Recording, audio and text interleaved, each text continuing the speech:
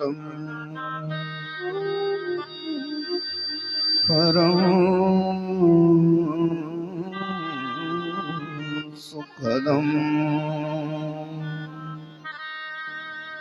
केवलं ज्ञानमूर्तिम् द्वन्द्वातीतं गगनसदृशम् तत्त्वमस्यादिलक्ष्यम् एकं नित्यं विमलमचलं सर्वधी साक्षिभूतम्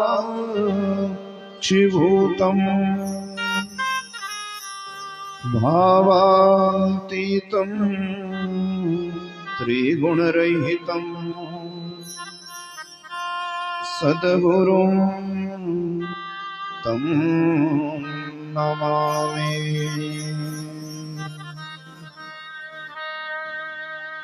या देवी स्तूयते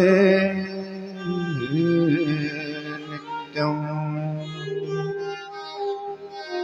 विबुधै वेदपारगे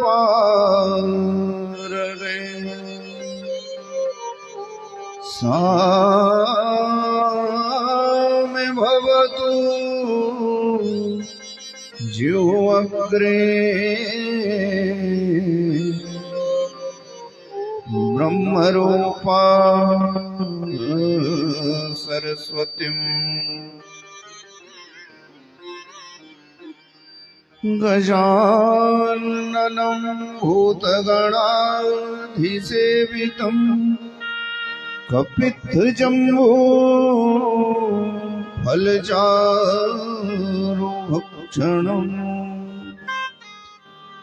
उमासुतं शोकविनाशकारकम् नमामि विघ्नेश्वर पादपङ्कजम्।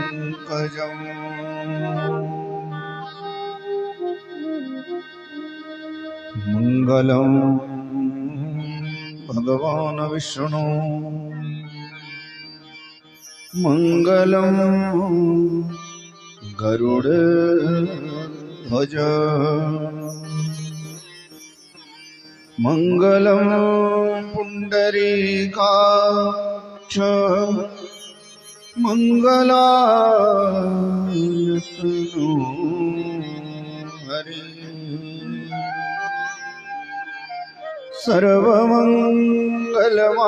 सर्वमङ्गलमाङ्गल्ये शिवे सर्वार्थसाधिके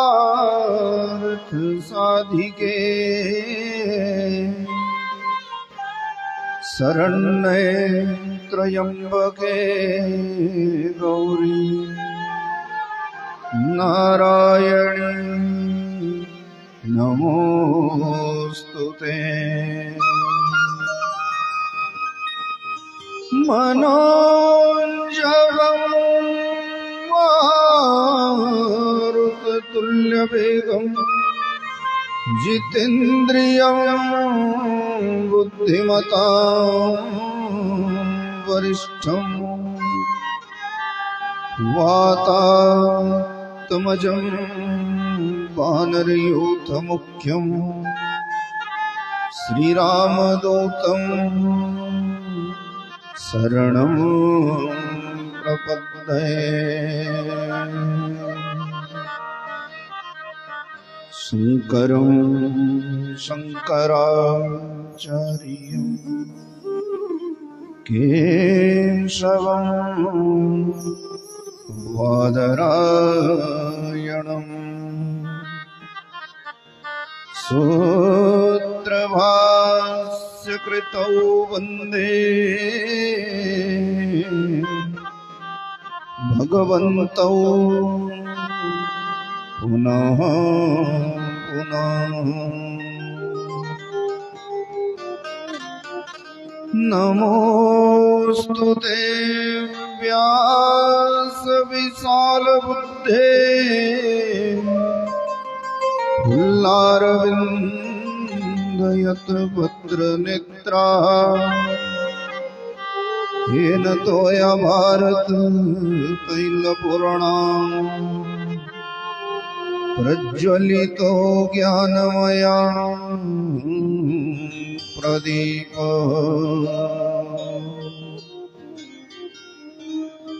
ध्येयं सदा परिभवघनमभीष्टदो तीर्थास्पदं शिवविरञ्चिन्युतं शरण्यम् वरित्यारत्यहं प्रणतपाल भवावधिपूतं वन्दे महापुरुषते चरणारविन्दम्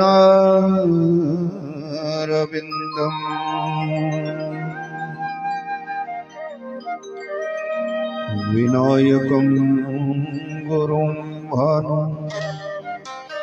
ब्रह्मा विष्णु महेश्वरा सरस्वतीं प्रणम्य सर्वकार्यार्थं सिद्धये ॐ श्रीमन्नमः गणाधिपतये नमः। ॐ भूर्भुवस्सुः सृष्टदेवताभ्यो नमः। ॐ श्रीकुलदेवताभ्यो नमः। ॐ श्रीस्थानदेवताभ्यो नमः। ॐ श्रीग्रामदेवताभ्यो नमः। ॐ श्रीचेतत्करं प्रधानदेवताभ्यो नमः। ॐ श्रीसच्चिपुरन्दराभ्यं नमः। ॐ श्रीवाणी हिरण्यगर्भाभ्यं नमः। ॐ श्रीलक्ष्मी नारायणाभ्यं नमः। ॐ श्री उमा महेश्वराभ्यं नमः। ॐ श्री सर्वेभ्यो देवेभ्यो नमः। श्री सर्वेभ्यो ब्राह्मणेभ्यो नमः। श्री सर्वेभ्यो तीर्थेभ्यो नमः। ॐ श्री माता पितृ गुरुचरण कमलेभ्यो नमो नमः।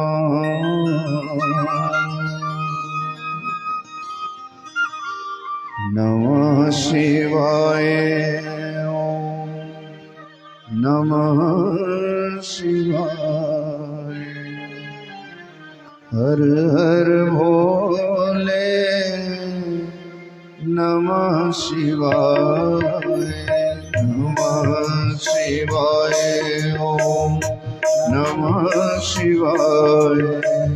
हर हर भोले। नमः शिवाय। नमः शिवाय। नमः शिवाय। हरे हरे भोले। नमः शिवाय। नमः शिवाय। ओम नमः शिवाय। हर हर भोले। नमः शिवाय। नमः शिवाय। नमः शिवाय। हरे हरे भोले। नमः शिवाय। गंगाधराय शिव गंगाधराय हर हर भोले नमः शिवाय। गंगाधराय शिव गंगाधराय हरे हरे भोले नमः शिवाय। जटाधराय शिव जटाधराय हर हर भोले नमः शिवाय। जटाधराय शिव जटाधराय हर हर भोले नमः शिवाय। नमः शिवाय ओम नमः शिवाय। हर हर भोले नमः शिवाय। नमः शिवाय ओम नमः शिवाय। हरे हरे भोले नमः शिवाय। हर हर भोले नमः शिवाय। हरे हरे भोले नमः शिवाय। हर हर भोले नमः शिवाय। हरे हरे भोले नमः शिवाय।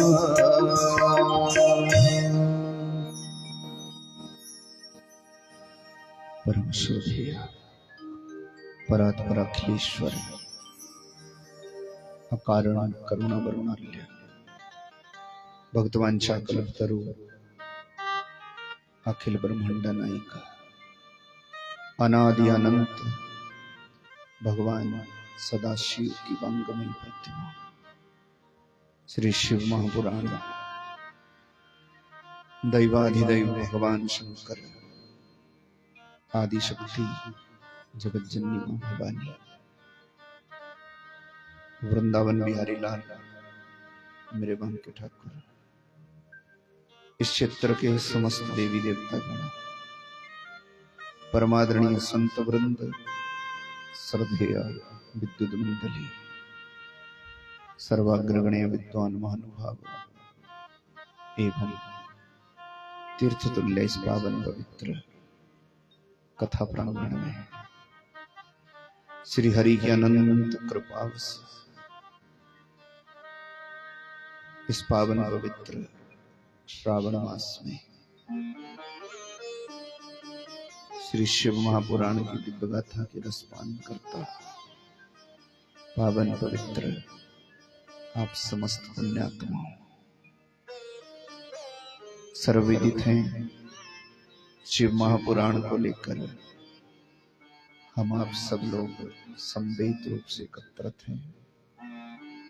आज हमारे यहाँ 11 दिवसीय इस शिव यज्ञ का पंचम दिवस है। ठाकुर जी की अनंत कृपा भोला बाबा की छत्र छाया कोई विघ्न नहीं कोई बाधा नहीं। आइए परम पूज्य सदगुरुदेव भगवान को वंदन करके आज की इस प्यारी चर्चा को प्रारंभ करें। शोभायमान मंगलमयी अपनी व्यासपीठ से इस महान गाथा के रसपान हेतु आप सभी के शुभ संस्कार शांत प्रगाढ़ हरिनिष्ठा भगवदीय चित्तवृत्तियों के प्रति हमारा यथा योग्य अर्चन वंदन मंगलमयी अपनी व्यासपीठ से इस महान गाथा के रसपान हेतु आज आप सभी का हार्दिक अभिनंदन हार्दिक स्वागत है कि भाग्योदय नभो जन्म समर्जित पुण्येन तु सत्संगमं च लभते पुरुषो यदा वै। ऐसे स्वअवसर कई कई जन्मों के पुण्यों का फल होता है। हम आपको सुनाए थे एक जन्म के पुण्य से हमारे को अच्छे खानदान में जन्म मिल सकता है। एक जन्म के पुण्य से हमारे को अच्छी नौकरी चाकरी मान पदवी प्रतिष्ठा बाल बच्चे धन दौलत मिल सकती है, पर जीवन में भगवान की कथा मिले, सज्जनों की संगति,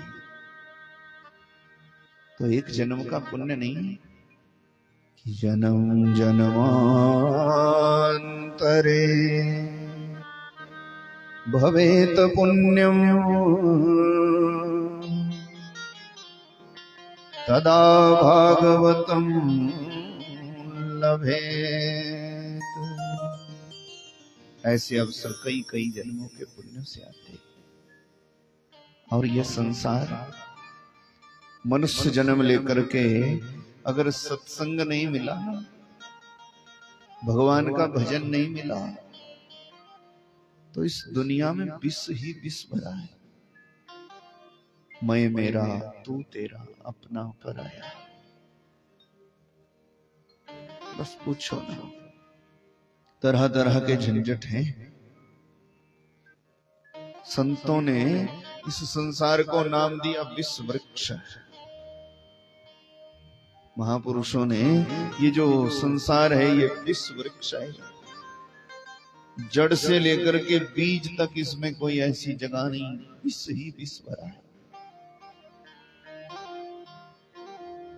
बहुत उलझन है, बस दो फल है अमृत के तुल्य, ये जिसकी समझ में आ जाए उसको संसार मुक्ति लाता है। कौन कौन से फल? बोले कदाचित के सवे भगति तद भगतैरवा समागम।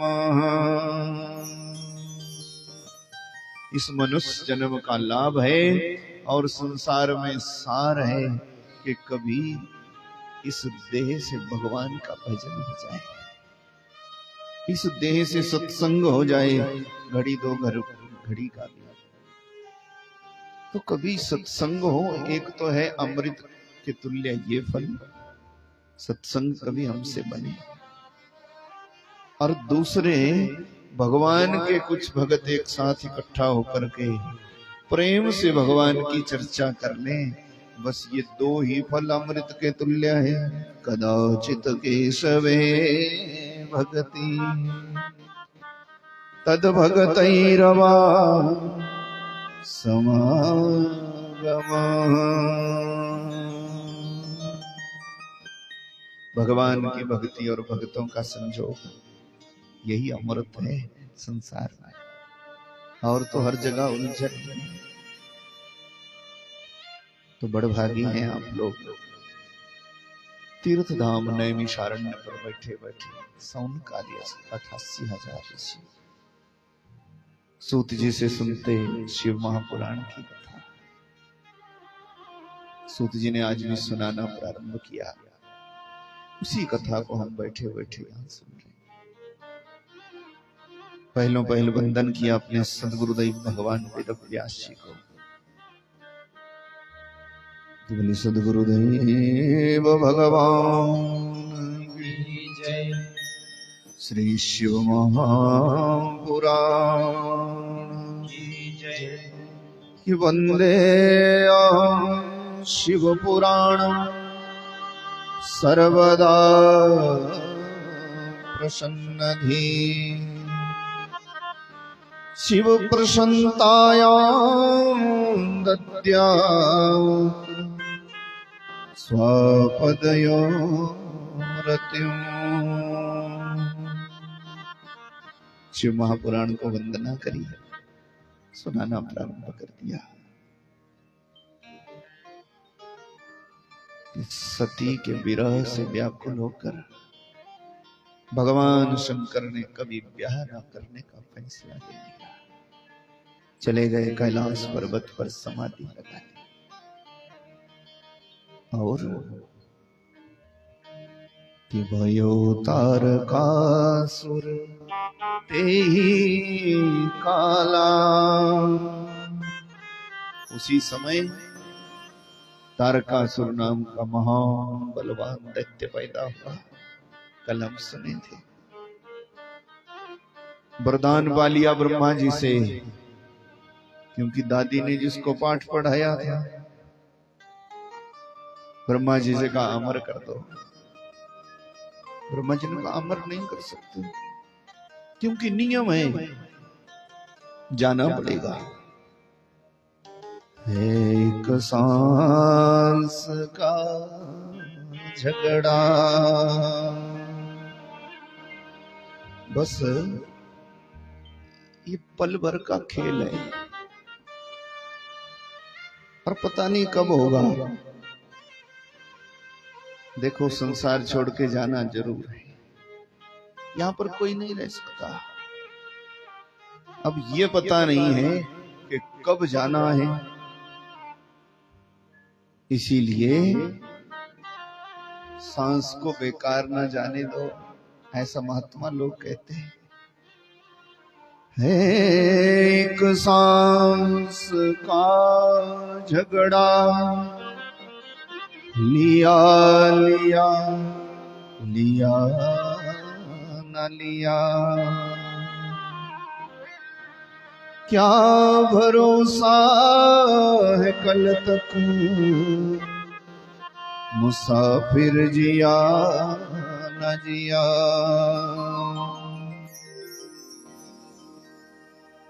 ऐसे अनेकों घटनाएं होती, अपना तो अनुभव रहता है। लोग कथा सुनने को आते हैं, खूब खाए पिए मौज मस्ती करें। एक माता जी तो 1 बजे तक रात को कीर्तन किया, इतना नाची पूछो। ये 5-7 साल पहले की बात है। सवेरे को बेचारी उठी, जब देखा तो भगवान के पास चली गई, क्या पता लगता। इसीलिए सार है भगवान नाम, सार है भगवान का वचन। सोचो विचारो कि श्वास श्वास में हरि नाम ले, बिरथा श्वास मत खोए,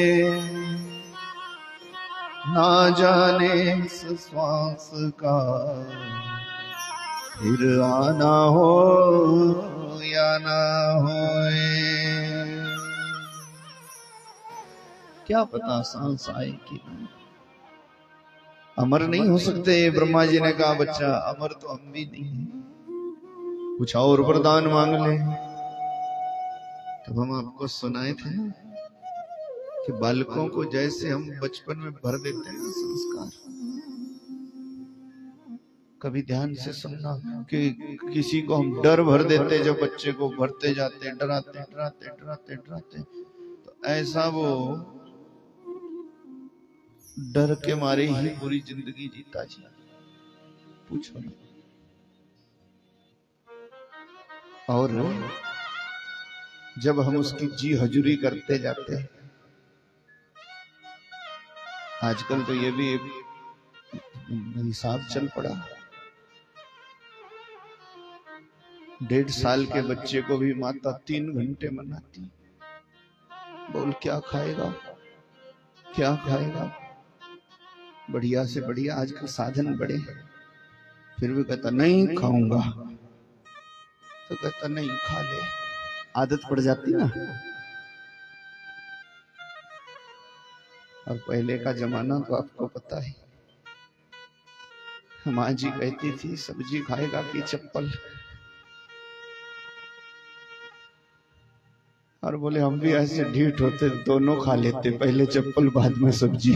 नारायण भगवान की जय। तो ज्यादा पूछताछ,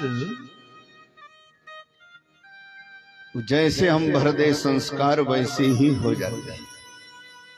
अब तारकासुर को एक ही बात भर दी कि बस देवताओं को मारना है, देवताओं को मारना। इन्होंने नाक में दम कर दिया। ब्रह्मा जी से कहा अमर कर दो। अमर नहीं कर सकते बच्चा। तो बोले अमर नहीं कर सकते, कुछ और वरदान मांग ले। अब और वरदान क्या मांगता? एक बात कहूं, जब हर एक घड़ी हम आने वाली पीढ़ी को डरा करके ही चलाना चाहे ना, तो जब उनको बड़े से बड़ा कोई कार्यक्रम देखना होता तो भी वो पीछे देखते रहते बार बार, क्या पिताजी क्या बोलेगा, क्या करूं क्या नहीं। इस हालत में भी बच्चे कभी कभी पीछे रह जाते हैं, क्योंकि उनको हमने सिखाया ही नहीं आत्मनिर्भर बनो। ये तो सरकारों का धन्यवाद है। बोले नारायण भगवान। आत्मनिर्भर होना ही चाहिए, पर ये अभी की जरूरत नहीं है। हम सत्संग से नाता तोड़ दिया। अगर सत्संग सुनो नियम से तो फिर ऐसी योजनाएं लाने की जरूरत नहीं रह जाती। अब रामायण अगर प्रेम से पढ़ लो ना, तो फिर इतनी मशक्कत नहीं करनी पड़ती कि बेटी बचाओ बेटी पढ़ाओ, नहीं करनी पड़ती। अगर रामायण को हम प्रेम से पढ़ लें और उस पर चलना सीख जाए तो। पर हम चले नहीं। ये वो भारतवर्ष है, हमारे पास 18 पुराण हैं, 4 वेद हैं, शास्त्र है, व्याकरण है, दर्शन है, न्याय है, क्या नहीं है। हमारे पास ऐसे ऐसे ग्रंथ हैं, ऐसी ऐसी जड़ी बूटियां, ऐसे ऐसे साधन बुजुर्गों ने तैयार करके दिए, पर हम उनमें रुचि नहीं रखते। रुचि नहीं रखते तो फिर बहुत मेहनत करनी पड़ती, अनेक योजनाएं लानी पड़ती। सत्संग से अगर पक्के जुड़े रहो ना, तो फिर जीवन विचलित नहीं होता है। तो अब तो इसको पता ही नहीं था क्या मांगे। और पर दादी जी ने एक कथा सुनाई थी कि ये जो देवी देवता है ना, इन्होंने तो शिव जी का भी जो हाल किया पूछ नहीं। क्या हाल किया? बोले बेचारे की घरवाली जल गई पिता के यज्ञ में। उल्टा पाठ पढ़ा दिया था। पिता के यज्ञ में घरवाली जल गई, दुखी हो गया और फिर समाधि लगा दी। अब ना कभी समाधि तोड़ेगा, ना कभी ब्याह करेगा। अब बच्चे ने यही सुना था। तारकासुर ने कह दिया, ब्राह्मण अगर अमर नहीं कर सकते तो और सब वरदान दे सकते। बोले सब कुछ दे सकता, तो एक वरदान दो हमारे को कि हमारे को यक्ष किन्नर देवदन गंधर्व कोई ना मार सके। अगर हम मरे ही तो भगवान शंकर के तेज से, अंश से, उनके बीज से हो औलाद पैदा और उसी के हाथ से हमारी मौत हो। बोले शंकर भगवान की जय। ऐसा वरदान मांग लिया था। मरूं तो शिव जी के पुत्र के हाथ से। ब्रह्मा जी ने कहा ऐसे ही होगा। तथास्तु कहकर अंतर्धान हो गए और तारकासुर बड़ा भारी खुशी हुआ। अब दादी जी ने तो पाठ पढ़ाया है कि शिव जी समाधि नहीं तोड़ेगा, उसने सौगंध खा ली, ब्याह नहीं करेगा। और जब समाधि नहीं तोड़ेगा तो उसका ब्याह नहीं होगा, ब्याह नहीं होगा तो पुत्र नहीं होगा, फिर पुत्र नहीं होगा तो हम नहीं मरेंगे। सीधी बात है। हम अमर हो गए, अमर हो गए, अमर हो गए और बड़ा भारी धूम धड़ाके से वही वापस आ गया। वापस आया खुशी खुशी दादी जी के पास। बोले हमारी तपस्या पूरी हो गई। दीति माता ने कहा अमर कर दिया ब्रह्मा जी ने। बोले अब मैं कभी नहीं मरूंगा। दादी जी ने सोचा अब लूंगी पूरा बदला। क्या कहा ब्रह्मा जी ने? अमर कर दिया ना। तारकासुर ने कहा बस अब कभी नहीं मरेंगे। ब्रह्मा जी ने तेरे को कह दिया तू अमर हो गया। बोले नहीं, वो तो मना कर रहे थे, अमर तो मैं भी नहीं हूं। ओह, दादी का चेहरा फीका पड़ गया क्योंकि वो जानती थी ना। कहा फिर क्या कहा? बोले हम भी कोई कम थोड़े ही हैं। आपने जो पाठ पढ़ा रखा पक्का था याद हमारे को। हमने भी ऐसा वरदान मांगा, अब कभी मरेंगे ही नहीं। क्या मांग लिया बच्चा? बस हमने कह दिया कि शिव जी के पुत्र के हाथ से हमारी मौत होनी चाहिए। तब क्या कहा ब्रह्मा जी ने? बोले तथास्तु। ओह, दीति माता ने सोच लिया अब चाहे कुछ भी होगा, पर ये देवी देवता मेरे इस बच्चे को छोड़ेंगे नहीं, जरूर मारेंगे। मन में ही दुखी हो गई। आज से सोच लिया तू अमर नहीं है, पर तारकासुर अपने को अमर मानने लगा। शुक्राचार्य जी के पास गया। शुक्राचार्य जी ने इसको असुर सम्राट की पदवी दे दी। महाराज, सबसे पहले इंद्र पर आक्रमण किया, इंद्र का सिंहासन छीना, कुबेर का खजाना अपने कब्जे में कर लिया। वरुण, दिगपाल, जो भी स्वर्ग के अधिकारी थे, सब पर अपने अपने राक्षस बिठा दिए। किसी को दिगपाल बना दिया, किसी को इंद्र बना दिया, किसी को वरुण, किसी को कुबेर, और देवी देवताओं को भगाया। भागे सब, बचाओ बचाओ बचाओ बचाओ। कहां जाए? ब्रह्मा जी के पास इकट्ठे हुए। ब्रह्मा जी ने कहा हमारे बस का नहीं है, हम नहीं मरा सकते इन राक्षसों को, कुछ करो ना। बोले तारकासुर तो ऐसे मरेगा नहीं, चलो नारायण भगवान के पास। और चले गए भगवान के पास। क्षीर सागर, जहां लक्ष्मी चरण दबाती, शेष की सैया पर रहते भगवान, वहां पहुंच गए। भगवान को योग निद्रा से जगाया, हमारा उद्धार कर दो। कि हरि शरणम हरि शरणम हरि शरणम हरि शरणम हरि शरणम हरि शरणम हरि शरणम हरि शरणम हरि शरणं हरि शरणं हरि शरणं हरि शरणं। लगा दो पार नैया को, नहीं तो डूब जाएगी। लगा दो पार नैया को, नहीं तो डूब जाएगी। नहीं तो डूब जाएगी, नहीं तो डूब जाएगी।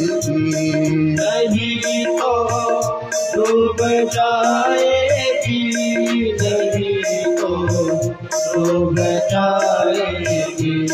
लगा दो पार नैया को, नहीं तो डूब जाएगी। लगा दो पार नैया को, नहीं तो डूब जाएगी। हरि शरणम हरि शरणम हरि शरणम हरि शरणम हरि शरणं हरि शरणं हरि शरणं हरि शरणं। लगा दो पार नैया को, नहीं तो डूब जाएगी। लगा दो पार नैया को, नहीं तो डूब जाएगी। नारायण भगवान, नारायण भगवान से जाकर के कहा करो हमारा उद्धार। पहले भी जब जब राक्षस पड़े तब तब अवतार लेकर के आ गए आप, अब भी आ जाओ, हमारा कष्ट दूर करो, संकट दूर करो। नारायण भगवान ने कहा ये मेरे हाथ से नहीं मरेगा, इसने वरदान पा रखा है, ये शंकर के हाथ से भी नहीं मरेगा, मरेगा शंकर के पुत्र के हाथ से। देवताओं ने कहा ये तो अब होना मुश्किल है। नारायण भगवान ने कहा दयालु है भोला बाबा, कृपा कर देगा तो फिर काम बन जाएगा। नारायण ने मना कर दिया। देवी देवता सब उठे, इकट्ठे हुए। बोले चलो अब कैलाश पर्वत पर चलते। भोला बाबा से कहते राक्षसों ने हमारा सब कुछ छीन लिया और अधिकार जमा लिया पूरे स्वर्ग पर। कोई कुबेर का खजाना लेके बैठ गया, कोई इंद्र का आसन छीन लिया, कोई वरुण, कोई कुबेर, दिग्बार सब बन गए। अब दया करो।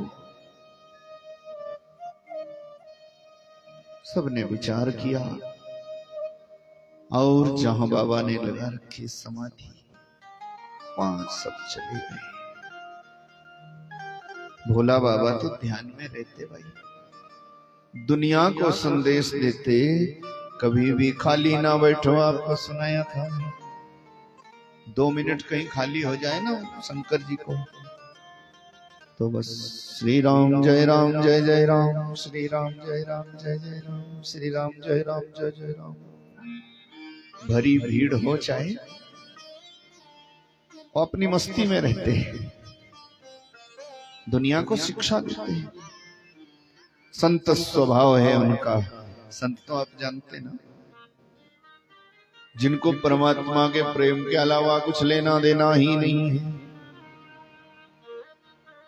फिर चाहे वो भरी भीड़ में बैठा हो, लगन उसकी एक ही होती, चाहे अकेला चला हो तब भी अपने साथ भगवान को सदा देखता। भाई यही तो संतों का स्वभाव रहता है। भीड़ में अकेला और अकेले में मेला। बोले शंकर भगवान की जय। तो महाराज बैठे बैठे भोला बाबा समाधि में। इतने में देवी देवता पहुंच गए, बड़े भारी दुखी हुए, प्रार्थना करी भोला बाबा से। टस से मस ना हुए शंकर जी, कितने दिनों तक स्तुति गाई, फर्क नहीं पड़ा। अब क्या करें, हमारे अधिकार हमारे को नहीं मिलेंगे। फिर वापस आ गए। ना यज्ञ, ना हवन, ना पूजा, ना पाठ, ये सब खत्म हो गया। और आपको मैं सुनाया था, अगर यज्ञ नहीं होंगे तो देवता को कष्ट होता है, पूजा पाठ नहीं होगा तो देवता दुखी हो जाता है। संसार की रक्षा फिर कौन करेगा?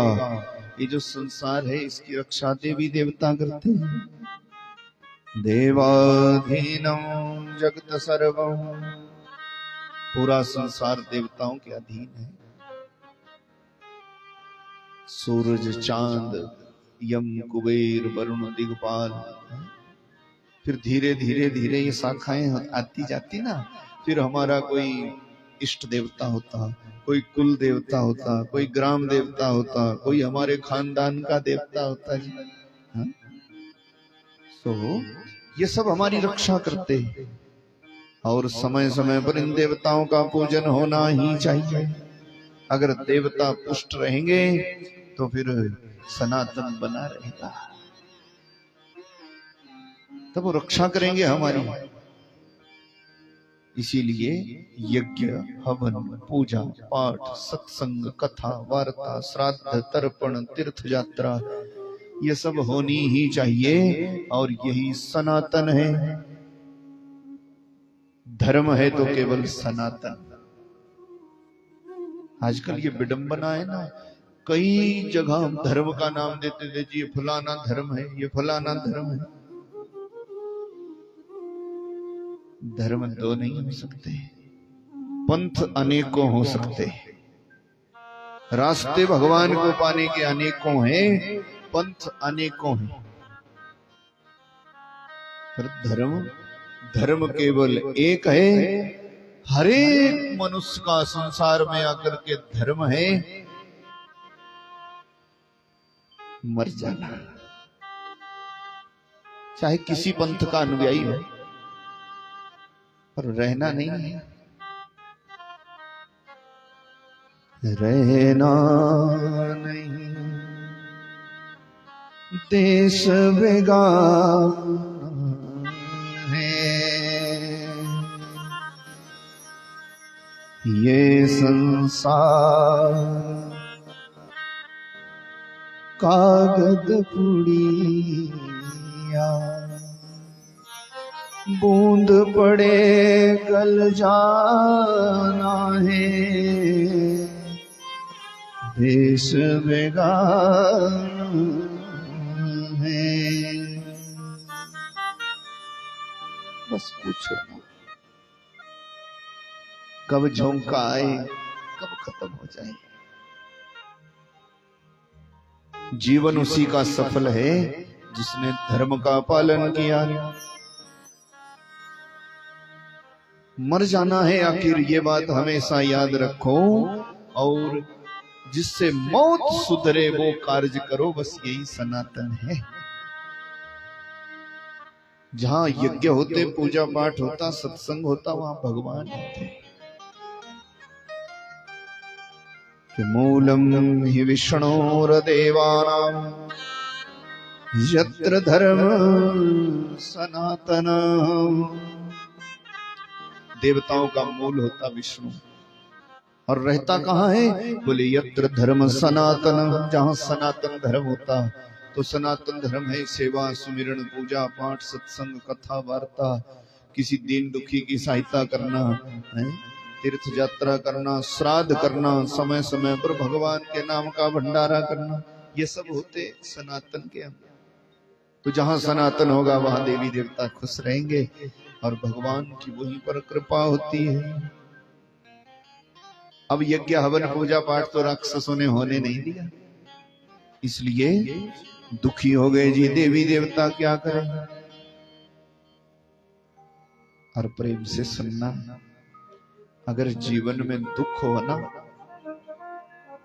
तो 2-4 घड़ी भी 5-7 साल के बराबर लगती। जीवन में अगर दुख हो तो 2-4 घड़ियां 5-7 साल के बराबर लगती।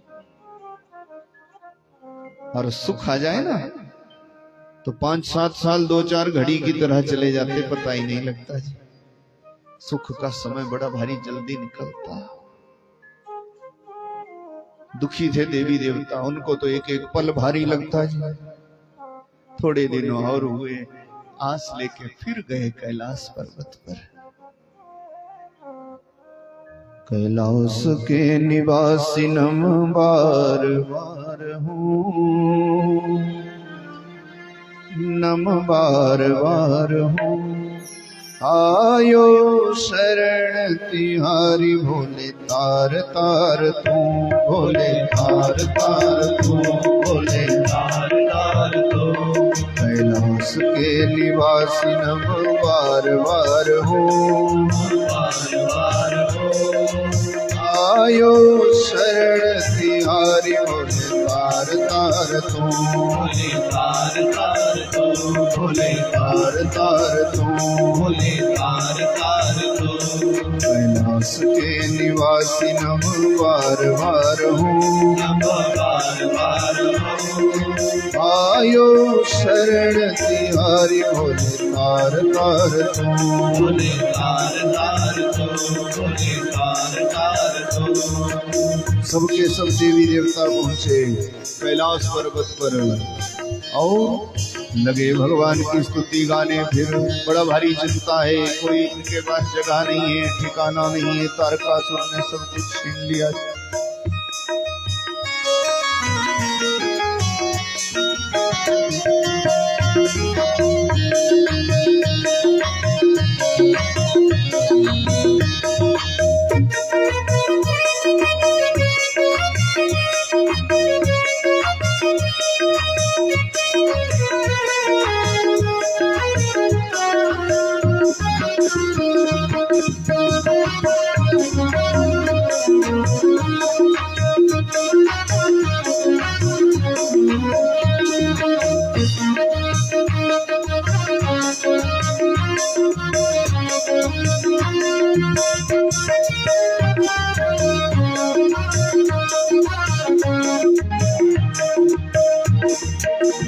बखान करूं क्या मैं राखूं के ढेर का, चपटी विभूत में खजाना कुबेर का। कि बखान करूं क्या मैं राखों के ढेर का, चपटी विभूत में खजाना कुबेर का। गंगाधार मुक्ति द्वार ओंकार तो, गंगाधार मुक्ति द्वार ओंकार तो, आयो शरण तिहारी भोले तार तार तू, भोले तार तार तो, भोले तार तार तो। कैलाश के निवासी नम बार बार हो, नम बार बार हो। आयो शरण तिहारी भोले तार तार तू, भोले तार तार तो, भोले तार तार तो। सबके सब देवी देवता पहुंचे कैलाश पर्वत पर, बाबा की खूब स्तुति गाई महाराज।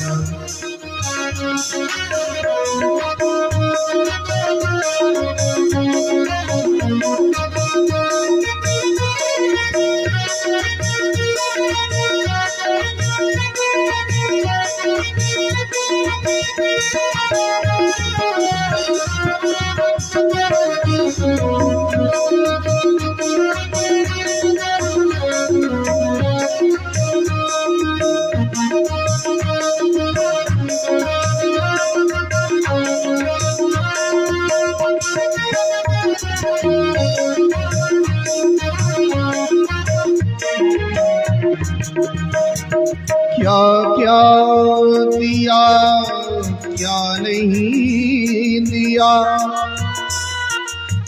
अब क्या क्या प्रमाण दूं,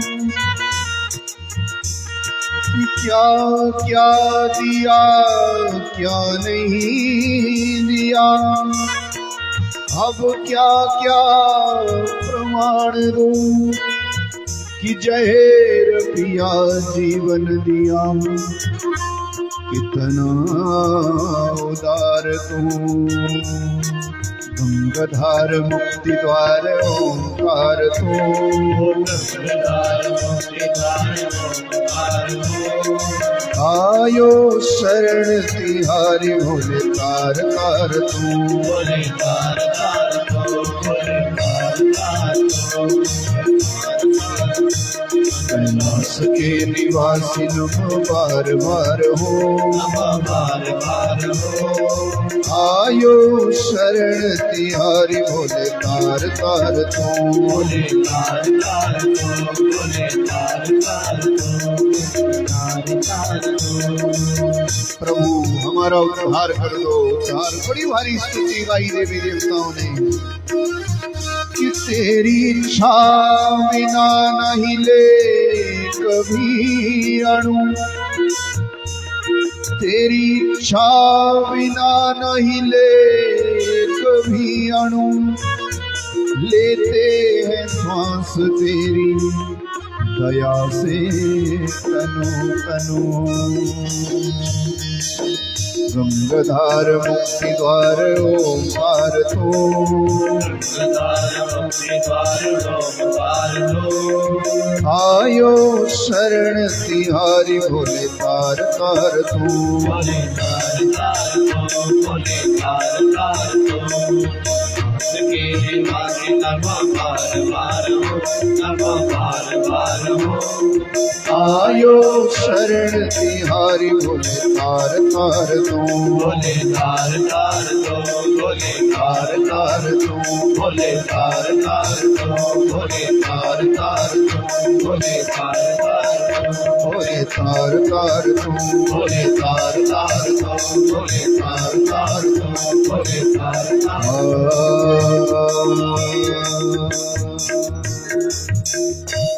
लो जी बड़ी भारी स्तुति गाई। पर भगवान शंकर की समाधि तोड़ना कोई खेल थोड़ी है। बाबा ने तो पहाड़ जैसी समाधि लगा लिया, भिन्नता नहीं। देवी देवता खूब दुखी हो गए। वापस चल पड़े बेचारे।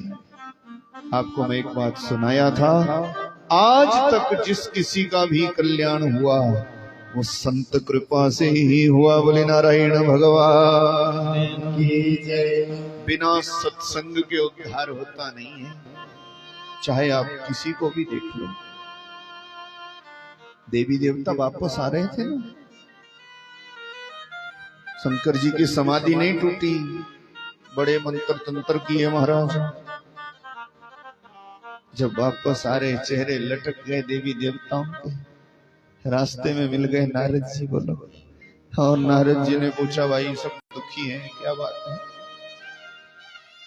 बड़ी चिंता है। बोले बाबा समाधि नहीं तोड़ता।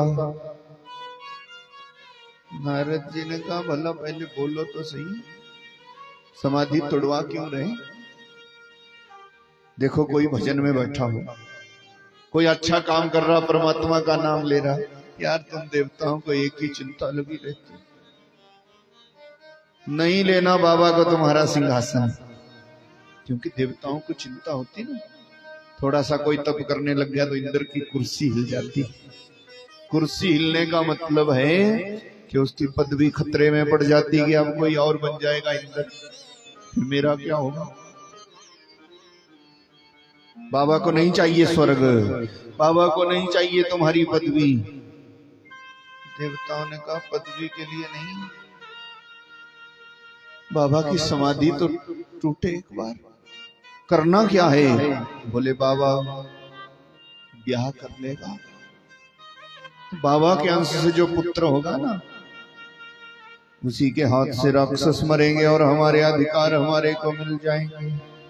और नारद जी ने कहा, देवताओं अक्ल की कमी है, दिमाग नहीं लगाते ठीक से।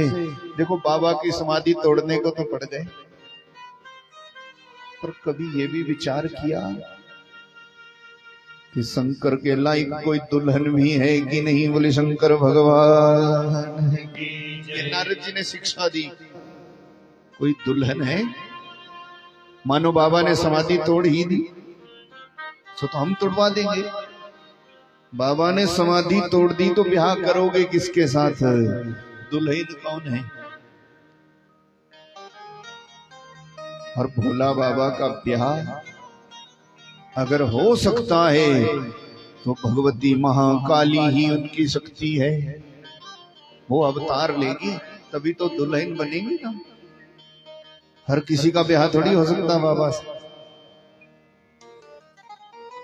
देवताओं ने कहा, ये तो सारा हमारा काम ही फेल हो गया। नारद जी ने कहा, ऐसे नहीं चलेगा, पहले दुल्हन तैयार करो ना। दुल्हन कौन होगी बाबा? बोले दुल्हन तो जल गई है पिता के यज्ञ में, दाह को प्राप्त हो गई थी, उसी के वियोग में बाबा ने समाधि लगा ली है। वो आदि शक्ति जगदम्बा भगवती है, तो पहले उससे प्रार्थना करो कि वो अवतार ले ले, संसार का कल्याण करने को अवतार ले, तभी तो बाबा का ब्याह हो सकता। तो नारद जी, फिर वो तो जल गई पिता के यज्ञ में, अब कैसे अवतार लेगी? बोले जाओ ब्रह्मा जी के पास। ये नारद जी ने बता दिया इंतजाम, और चले गए ब्रह्मा जी के पास। ब्रह्मा जी ने कहा, सुनो एक सुंदर कथा है। कितने जन्म पहले की एक कथा सुनाई ब्रह्मा जी ने। सूत जी ऋषियों को सुना रहे, हम आपको सुनाएंगे। प्रेम से बोलो ना, शिव महापुराण। ब्रह्मा जी ने कहा, ठीक है, जब तक भगवती प्रकट नहीं होगी तब तक शिव जी की समाधि तोड़वाने का फायदा नहीं है। तो एक काम करो ना, हिमाचल के पास जाओ और हिमाचल की जो महारानी है मैना, उनसे कहो कि वो भगवती की स्तुति गाएं और उनके घर में प्रकटेगी ये जगदम्बा भवानी। देवताओं ने कहा, कैसे? फिर ब्रह्मा जी ने सुनाई एक सुंदर कथा, आपको मैं सुनाऊंगा। पितरों की 3 कन्याएं हैं, पितृलोक में पितृ देवता रहते हैं। एक होते दिव्य पितर और एक होते मृत पितर, जो जीव संसार में आकर के बार बार मरते, बार बार पैदा होते हैं। उनकी जब गति हो जाती तो उनको बोलते मृत पितर।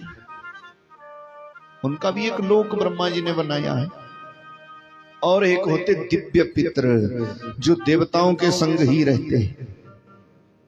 ऐसे इन मृत पितरों का भी जब विधि विधान से पिंडदान, क्रिया, कर्म, श्राद्ध, तर्पण और सत्संग, उनके नाम से भगवान की कथा, पूजा पाठ जब होते ना, तो वो भी दिव्य पितरों के पास चले जाते, मुक्त हो जाते भाई। नहीं तो फिर घूमते रहते संसार में, दादा पोता बन के आ जाता, पोता पड़पोता बन के आ जाता। सब ऐसे ही चलता रहता है, लेन देन का संसार है। और जब भगवान का भजन करके मुक्त हो जाते ना, तो फिर दिव्य पितरों के लोक को प्राप्त हो जाते हैं। तब उनकी गणना भगवान में ही आती महाराज। तब बोलते कि पितर और परमेश्वर एक बराबर होता। पर जो मोह माया में उलझा हो, बार बार पैदा होता, बार बार मरता रहता है, वो नहीं आता परमेश्वर की श्रेणी में। परमेश्वर की श्रेणी में तो वो आता जिसने जन्म भर भगवान का भजन करके परमात्मा को पा लिया। तब आने वाली पीढ़ियां बोलती जी उनका पितर परमेश्वर हो गया। या फिर आने वाली पीढ़ियां अपने पितरों के प्रति श्राद्ध, तर्पण, तीर्थ यात्रा, पिंडदान और फिर श्रीमद् भागवत कथा आदि आदि ऐसे भगवान का भजन कराती, यज्ञ भंडारे लगाती पितरों की याद में। तब वो पितर संतुष्ट होकर के परमात्मा को प्राप्त हो जाते। एक बात तो हम आपको पहले ही कहते आए, देवी देवता और पितर, ये जहां खुश होते ना जिस खानदान पर, उसका कुछ भी नहीं बिगड़ता। सो महाराज अपना ये पक्ष नहीं है। आजकल एक पक्ष ऐसा भी चला है ना जी, ना देवी मानो ना देवता मानो, केवल हमें ही मानो। बोली नारायण भगवान की। और बड़े बड़े लोग ठगे जाते हैं। उनको बोलते कहाँ गए थे, बोले गुरु जी के पास। पूजा पाठ करते हो, बोले ना ना क्या जरूरत है, ज्योत तो अंदर ही जलती। अच्छा बोलो, ये बात फिर लग जाती ना तो थोड़ा लंबी हो जाती है, क्योंकि ये पीड़ा है आज के समाज में। ये बड़ा पीड़ादायी विषय है। इससे हमें तो कुछ नहीं हो रहा, हमने तो पहले का कमाया उसको खा रहे मजे से। पर आने वाली पीढ़ियां अंधकार के गर्त में चली जाएगी, और ना फिर पिंड होगा, ना पत्तल होगी, ना क्रिया होगा, ना कर्म। क्योंकि लोग पता नहीं इतने आलसी हो गए।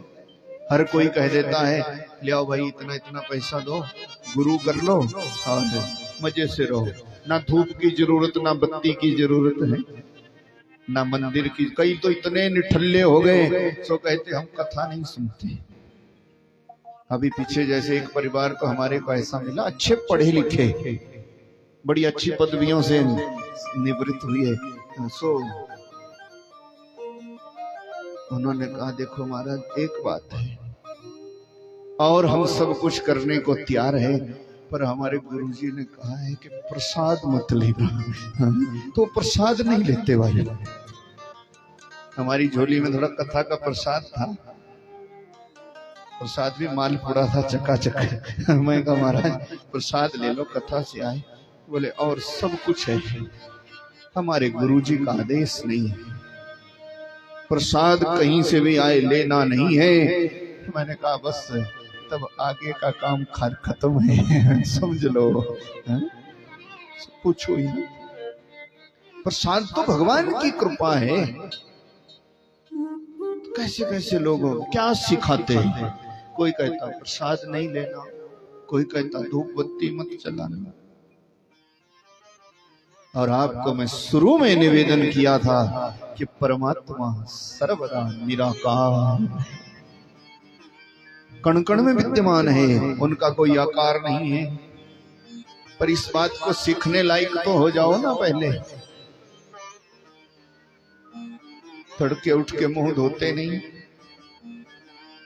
अपने दादा परदादा, अपने कुल गोत्र, अपने खानदान का पता नहीं है, हम कहां से आए कहां जाएंगे। और भाई कहते ना धूप की जरूरत, ना बत्ती की जरूरत है, ना समाज की जरूरत, ना पिंड ना पत्थर।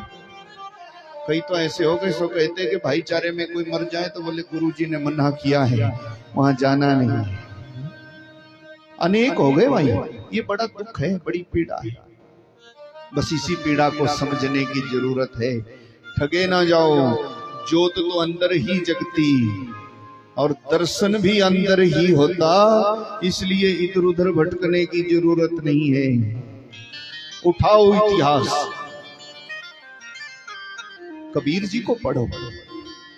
एक विडंबना और है, आजकल कबीर को भी लोगों ने बदनाम कर दिया। कबीर एक सच्चे महापुरुष थे और उन्होंने राम नाम रटते रटते जिंदगी बिता दी। दुनिया को भी सीख दे गए कि राम भजन के बिना कल्याण नहीं होगा। और फिर कुछ लोग ऐसे हो रहे समाज में, सो कह रहे राम तो कोई चीज है ही नहीं, कबीर को भी बदनाम करने पर तुले। इसलिए निवेदन है, ऐसी छेड़छाड़ सनातन से ना करो। बस ये विडंबना। पूछो ना, पता नहीं कहां कहां से कहानी गढ़ लेते लोग। इतिहास उठाओ, पढ़ो मीरा जी को। लगन लगी लीलाधारी से जगी रे जगमग ज्योति। जब लगन लगेगी परमात्मा से तो फिर ज्योत भी जगेगी, धूप भी होगा, तब नहीं पड़ेगी जरूरत। पर पहले लगन तो लगाओ। अब जिसने बाहर ज्योत देखी ही नहीं, वो बोले अंदर ही जगती है, तो जिसने देखी है उसको तो अंदर जगेगी। पर आने वाले बाल बच्चे को जब दिखाई ही नहीं तो उसको क्या जगेगा? उसका तो कलेजा जल जाएगा। तो भी सोच रहा, पिताजी बोल रहे अंदर ही ज्योत जगती है, जग रही होगी। अब जिसने शंख की आवाज सुनी है ना, वो चाहे कहीं भी चला जाएगा, चाहे समाधि लगा लेगा, पर जब आवाज सुनाई देगी तो मन में सोचेगा यार शंख बज रहा है। अब आने वाले बच्चों को हम सिखाएंगे ही नहीं, हम कहेंगे ये सब ढोंगबाजी है। तो फिर आने वाले बच्चे को शंख बजाओगे, वो क्या समझेगा शंख है कि क्या है? उसके सामने गधा भी रोएगा तो भी समझेगा शंख है, क्योंकि समझ जानता ही नहीं, देखा ही नहीं। तो पहले ये बाहर देखना पड़ता। यही सनातन है। पहले पूजा पाठ हवन तर्पण श्राद्ध क्रिया कर्म इन सब से गुजरना पड़ता। और जब पक्के हो जाते ध्यान भजन के नाम, तो लगन लगी लीलाधारी से जगी रे जगमग ज्योति। लगन लगी लीलाधारी से जगी रे जगमग ज्योति। राम नाम का हीरा पाया, श्याम नाम का मोती। राम नाम का हीरा पाया, श्याम नाम का मोती।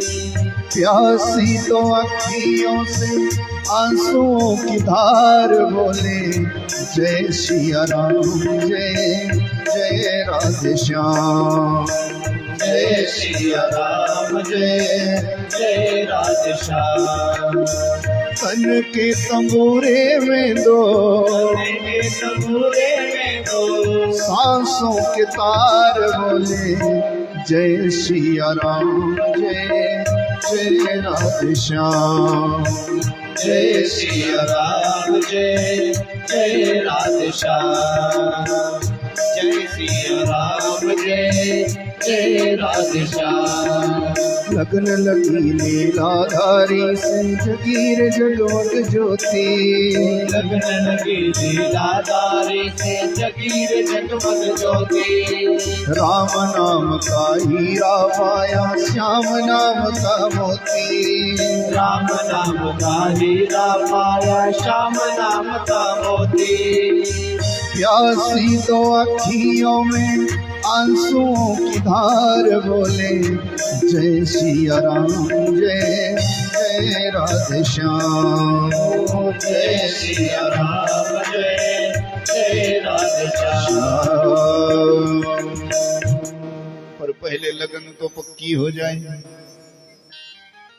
जब तक लगन नहीं है तब तक काम कैसे बने। हिमांचल के पास जाओ, उनकी मैना रानी के गर्भ से भगवती प्रकटी। देवताओं ने पूछा कैसे?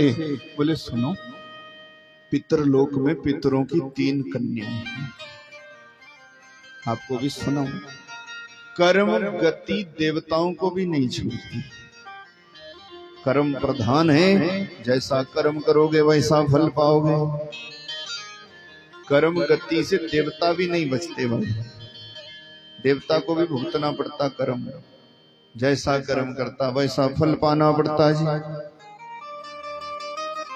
पितरों की 3 कन्या हैं, मेना, धन्या और कलावती। तो एक दिन बैकुंठ में गई थी भगवान का दर्शन करने को, नारायण भगवान का। एक बात और याद रखना, जिंदगी में भले ही कष्ट सह लेना, पर किसी सज्जन को पीड़ा मत देना।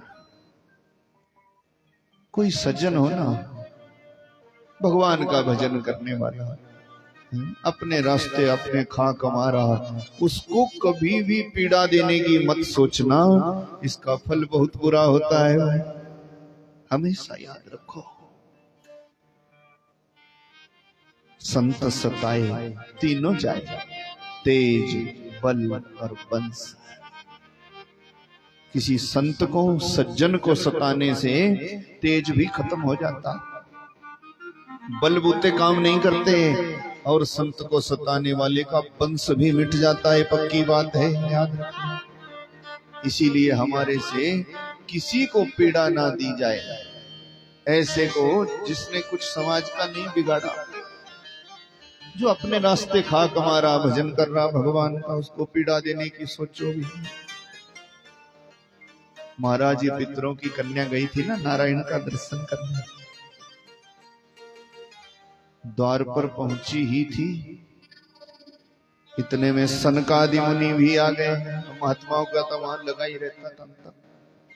सनकादि मुनि है, सनक, सनंदन, सनातन और सनत कुमार। सबसे पहले जो ब्रह्मा जी ने रचे थे, आपको मैं सुनाया था। ये चारों मिल गए। देखने में 4-4 साल के बच्चे लगते जी, नंग धड़ंग है, शरीर पर कोई कपड़ा नहीं, घुंघराले बाल, और चल रहे भगवान का दर्शन करने। तेज है माथे पर। पितरों की कन्या है, जवानी में भरी हुई। कभी कभी ना जवानी के घमंड में हमारे को ये पता नहीं लगता क्या बोलना चाहिए क्या नहीं। कभी कभी धन के घमंड में हमारे को ये पता नहीं लगता क्या करना चाहिए क्या नहीं। कभी कभी लालच में हमारे को ये पता नहीं लगता कि क्या खाना चाहिए क्या नहीं। ठगे जाते हैं ना। सो महाराज कभी कभी पदवी प्रतिष्ठा के घमंड से हमारे को ये पता नहीं लगता कि किसके साथ कैसा व्यवहार करना चाहिए। ये सब तभी होता जब जीवन में सत्संग नहीं होता था, जीवन में सदगुरु की कृपा नहीं होती। अब पितरों की तीनों कन्याएं ओज तेज जवानी में भरी।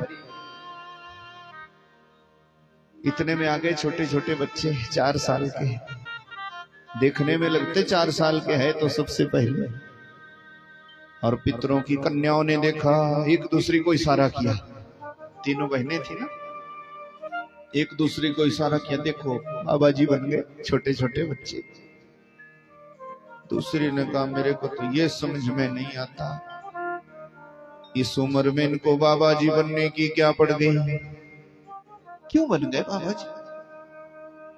देखो पहले तो आपस में ही चर्चा कर रही थी ना, ये भी नहीं देखा कि हम भगवान के द्वार में आए हैं।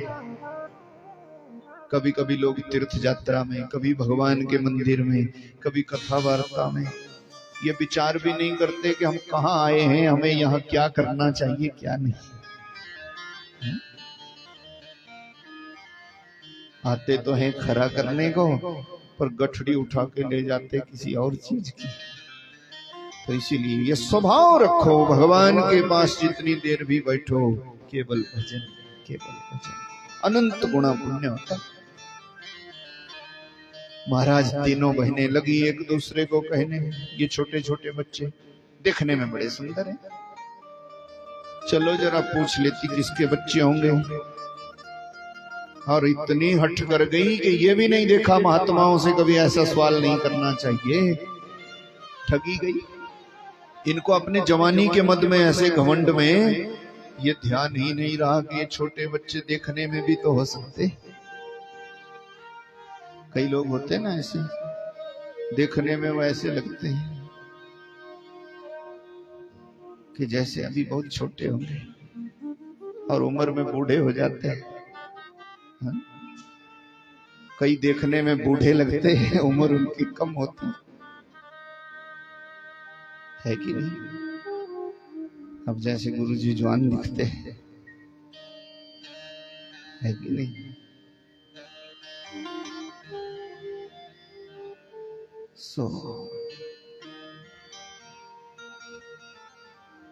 पहले तो आपस में बात करती रही कि इनको पूछना चाहिए बाबा जी क्यों बन गए, जाओ माँ का दूध पियो।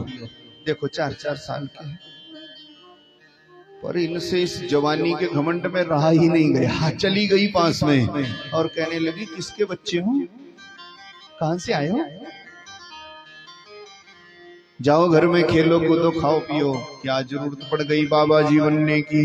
सनकादि मुनि तो अचंभे में पड़ गए, ये पितरों की कन्या, इनको इतना भी ज्ञान नहीं है किसको क्या बोलना चाहिए। और फिर भगवान के द्वार में आकर के संतों से हंसी मजाक करना, ये तो महाअपराध है। कुछ नहीं कहा संतों ने। महाराज ये दूसरी बार पूछने लगी, बोले देखो कितने सुंदर लग रहे हो, चले जाओ अपने घर को, जाओ दूध पियो, खेलो कूदो, बढ़िया कपड़ा पहनो, खाओ पियो, पढ़ो लिखो, अभी नहीं है बाबा जी बनने की उम्र।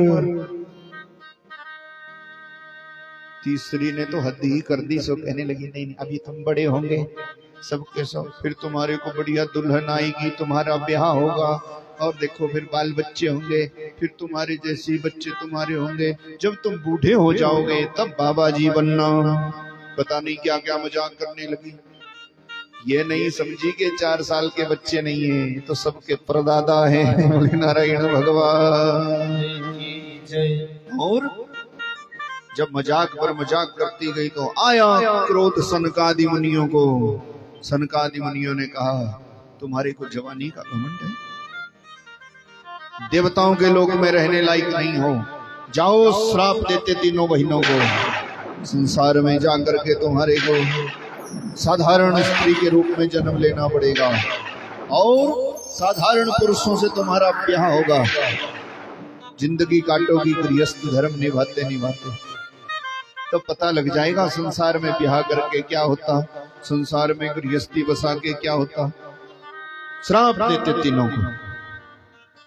और सनकादि मुनि दुखी होके चले गए महाराज। अब इनको डर लगा कि ये कौन होंगे। दौड़ती दौड़ती गई भगवान के पास, नारायण भगवान से कहने लगी श्राप लग गया। कोई छोटे छोटे बच्चे आए 4-4 साल के, सुनते ही भगवान खड़े हो गए। नारायण भगवान ने कहा कितने हैं? 4 है महाराज। ओ देवियों, वो छोटे बच्चे नहीं है, सनकादि महात्मा है। कहाँ गए? बोले अब चले गए नाराज होकर, श्राप दे गए। क्या श्राप दिया? साधारण मनुष्यों की पत्नियां बनना पड़ेगा संसार में जाके। हमारा उद्धार कर दो ना, माफ कर दो ना। नारायण भगवान ने कहा माफ करने लायक होता तो करता, संत की बात तो भगवंत भी नहीं डाल सकते महाराज। अगर कोई सच्चे मन वाला हो, संत आपको कह दूं, संत कोई वेश धारण करके नहीं बनता। जिसके मन में किसी के प्रति छल कपट बैर द्वेष दुर्भावना नहीं है, बस वही तो संत है। प्रेम जब अनंत हो गया, रोम रोम संत हो गया, प्रेम जब अनंत हो गया, रोम रोम संत हो गया, जब अनंत हो गया,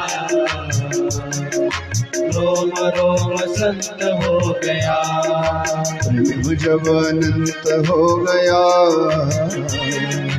रोम रोम संत हो गया, प्रेम जब अनंत हो गया, रोम रोम संत हो गया, प्रेम जब अनंत हो गया, रोम रोम संत हो गया, प्रेम जब अनंत हो गया, रोम रोम संत हो गया, प्रेम जब अनंत हो गया, रोम रोम संत हो गया, प्रेम जब अनंत हो गया, रोम रोम संत हो गया। नारायण भगवान ने कहा, संतों की बात तो हम भी नहीं टाल सकते, तुम्हें संसार में जाना ही पड़ेगा और साधारण मनुष्यों की पत्नियां बनना पड़ेगा, क्या करूंगा। लो जी, नारायण भगवान ने तो पल्ला झाड़ ही दिया, तीनों दुखी हो गई पितरों की कन्या, स्वर्ग छूट जाएगा, संसार में जाना पड़ेगा। पर अब जीव इतना कपटी है ना, बचाव के लिए पता नहीं क्या क्या करता है, बचने के लिए बहुत कुछ करते हैं ना लोग। जब बाबूजी से काम ना बने तो बाबूजी की घरवाली के पास जाते हैं, मंत्री जी जब मना कर दे तो उनके घर का पता ढूंढते, फिर घरवाली के पैर पकड़ते हैं, कुछ करो काम बन जाए। कैसे ना कैसे कार्य हो ही जाए, और यहाँ भी बिल्कुल ऐसा हुआ। नारायण भगवान ने तो मना कर दिया, पितरों की कन्याओं का ध्यान गया, जो लक्ष्मी माता चरण दबा रही भगवान के, आंसू बहाते बहाते उनके पास गई, कुछ करो कुछ करो, अब हमें संसार में जाना पड़ेगा। लक्ष्मी माता ने कहा, कुछ कर तो नहीं सकती, पर इतना जरूर कर सकती। अब बोलो, माता की ताकत भी कोई कम है क्या? इतना जरूर करूंगी कि तुम तीनों के घर में अपने विभिन्न अंशों से कन्या बन करके प्रकटूंगी, और समय आने पर तुम्हारा नाम अमर हो जाएगा। बोले नारायण भगवान की जय। ऐसा वरदान दे दिया, मैं आऊंगी तुम्हारे घर में, मेरे आने से तुम अमर हो जाओगे तीनों, संसार में तो जाना ही पड़ेगा। अलग अलग रूपों में आऊंगी, अलग अलग अंशों से। चलो, खुशी हो गई पितरों की कन्या में। संतों के श्राप से जो बड़ी ही बड़ी थी, वो हिमाचल महाराज की पत्नी बन गई कालांतर में, उसको मैना रानी बोलते। और जो दूसरे नंबर की कन्या थी ना पितरों की, वो धन्या जनकपुर में राजा जनक की घरवाली बन गई। समय आने पर उनके घर में सीता जी बन के प्रकटी थी जगदम्बा, और इसका बेड़ा पार हो। जो तीसरी थी, वो तीसरी बरसाना में वृषभानु की कन्या बन गई कलावती, वृषभानु की पत्नी बन गई कलावती, और इनके घर में हमारी श्री राधा जी प्रकटी महाराज, तब इसका बेड़ा पार हो गया।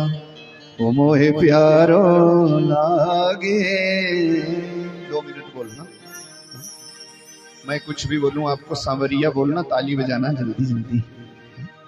ओ मोहे प्यारो लागे सांवरिया, मोहे प्यारो लागे सांवरिया, मोहे प्यारो लागे सांवरिया, मोहे प्यारो लागे सांवरिया, बड़ो प्यारो लागे सांवरिया, मोहे प्यारो लागे सांवरिया, बड़े प्यारो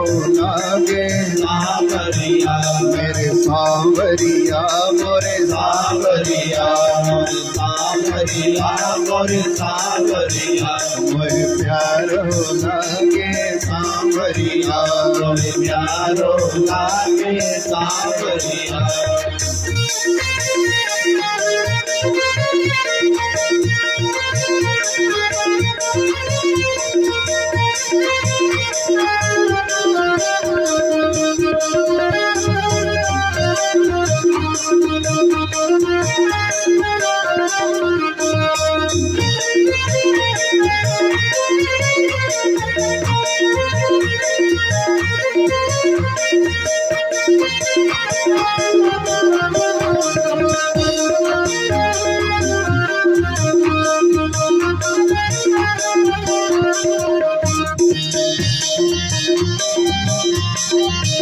ये तो देवकी नंदन सांवरिया ये तो देवकी नंदन सांवरिया यशोदा जी को लाला सांवरिया मेरो मदन गोपाला सांवरिया मेरो मदन गोपाला सांवरिया मोहे प्यारो लागे सांवरिया मोरे प्यारो लागे सांवरिया वो बड़ो प्यारो लागे सांवरिया बड़ो प्यारो लागे सांवरिया आपसे 2 मिनट मेरे साथ बोलो सब हाथ उठा के बजाओ ताली। देखो मैं ज्यादा परेशान आपको नहीं करता, आपको मैं ज्यादा परेशान नहीं करता, बार बार थोड़ी बोलता मैं ताली बजाओ नहीं तो आप कथा तो सुनते ही होंगे, बार बार कहते ताली बजाओ, बार बार कहते हाँ जी। कहीं कहीं तो ये पता ही नहीं लगता, कहीं कहीं तो एक ही काम सुनाई देता बार बार राधे राधे राधे राधे राधे राधे, और कुछ पता ही नहीं लगता क्या बोलते क्या नहीं। तो मैं रोज तो परेशान आपको करता नहीं, और फिर 5-4 दिन के बाद आपको कभी तकलीफ दूं कि ना दूं भगवान जाने। तो प्रेम से बोलो मोहे प्यारो लागे सांवरिया मोरे प्यारो लागे सांवरिया मोरे प्यारो लागे सांवरिया वो बड़ो प्यारो लागे सांवरिया बड़ो प्यारो लागे सांवरिया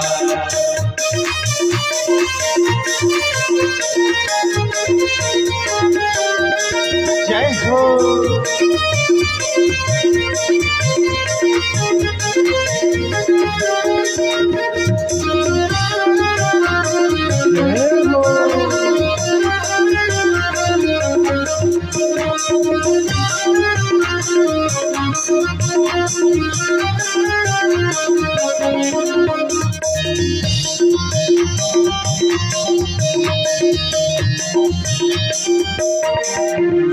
प्यारो रमण बिहारी सांवरिया प्यारो रमण बिहारी सांवरिया मेरे बांके बिहारी सांवरिया वृंदा विपिन बिहारी सांवरिया वो बड़ो प्यारो लागे सांवरिया बड़ो प्यारो लागे सांवरिया ओ सांवरिया मेरे सांवरिया सांवरिया मेरे सांवरिया मोहे प्यारो लागे सांवरिया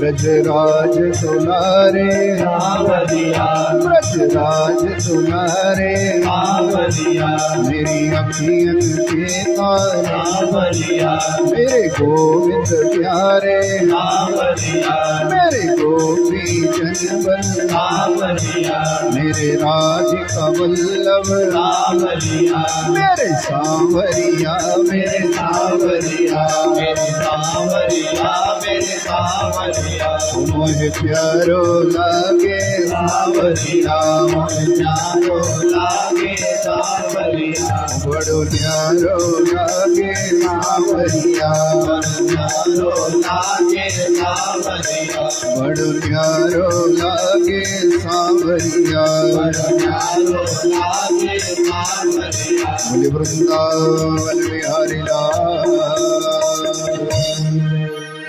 राधा रानी सरकार की जय। सो पितरों की थी 3 कन्याएं।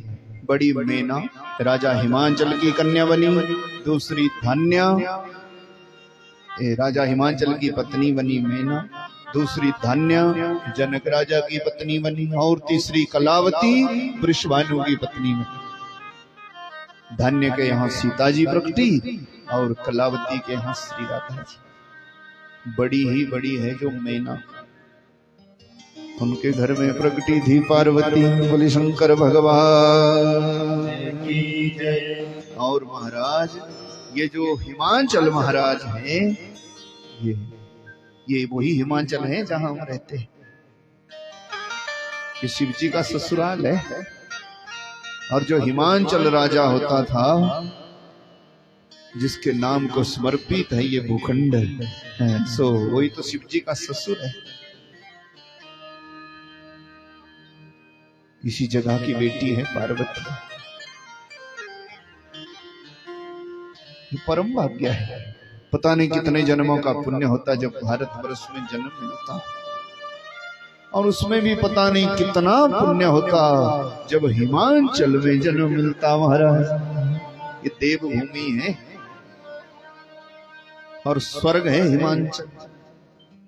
जब बाहर जाते ना घूमते फिरते, जो लोग जाते रहते बाहर, उनको पता है छल कपट बेईमानी धोखाधड़ी। तो हिमांचल में भी ऐसा ना फैले, इसीलिए आपको सावधान करते हम लोग कि इस परंपरा को बनाए रखो, ठगबाजी से बचो। नहीं तो लोग आते और झूठ झूठ में कोई आंसू बहाता, कोई कहता मेरा कुछ भी नहीं बचा, ठग करके ले जाता, कोई तो पक्का ही बैठ जाता। महाराज पूछो ना, ये बड़ी विडंबना। और अगर ऐसे ही रहा तो हिमांचल को भी नरक बनते देर न लगेगी। इसीलिए सावधान रहो, प्रेम से भगवान का करो भजन, ना छल कपट ना बेईमानी ना धोखाधड़ी। बस यही है शिव महापुराण। बोली शिव महापुराण की जय। ये समझ में आ जाएगा तो फिर आनंद है, नहीं तो ठगे गए तो 50 कथा सुन लो, फिर ना इधर के रहोगे ना उधर के, ठगे ना जाओ। हिमांचल महाराज ने नारद जी के कहने पर ब्रह्मा जी की प्रेरणा से बड़ी भारी स्तुति की जगदम्बा की। फिर प्रकट हुई थी आदि शक्ति भवानी, और वरदान पाया था हिमांचल ने। मैना रानी ने तो कहा कि हमारे को पुत्र नहीं है। भगवती माता ने कहा 100 पुत्र होंगे। हिमांचल ने कहा माता पुत्र तो होंगे, पर जिस घर में कन्या भी नहीं है उसका कल्याण भी कैसे हो। पुत्र तो एक कुल को तारता अगर बढ़िया हुआ, और कन्या संस्कारी हुई तो भाई 2 खानदान तार देती। हमेशा याद रखो, और ये भी हमेशा याद रखो, कभी कभी बेटा माँ बाप की सुख सुविधाओं का इतना ख्याल नहीं रख पाता जितना बेटी प्रेम से रख लेती है। बोले नारायण भगवान की जय। तो बेटी के आने पर दुखी ना हो जाओ, खुश रहो। सो महाराज हिमांचल ने कहा पुत्र तो 100 होंगे, पर हमारी इच्छा है कि हमारे को कन्या भी होनी चाहिए। भगवती माता ने कहा बोलो कैसी कन्या चाहिए। हिमांचल ने कहा और कैसी भी नहीं चाहिए, आप ही हमारी कन्या बन करके आ जाओ, और क्या चाहिए। भगवती ने दिया वरदान, पहले होंगे तुम्हारे 100 पुत्र और फिर मैं आऊंगी मैना रानी के गर्भ से कन्या बनकर के। देवी देवताओं का काम सफल होने लगा। शंकर भगवान का ब्याह तभी होगा तो देवताओं ने हिमाचल से कराई भगवती की स्तुति और महाराज वरदान पाया था।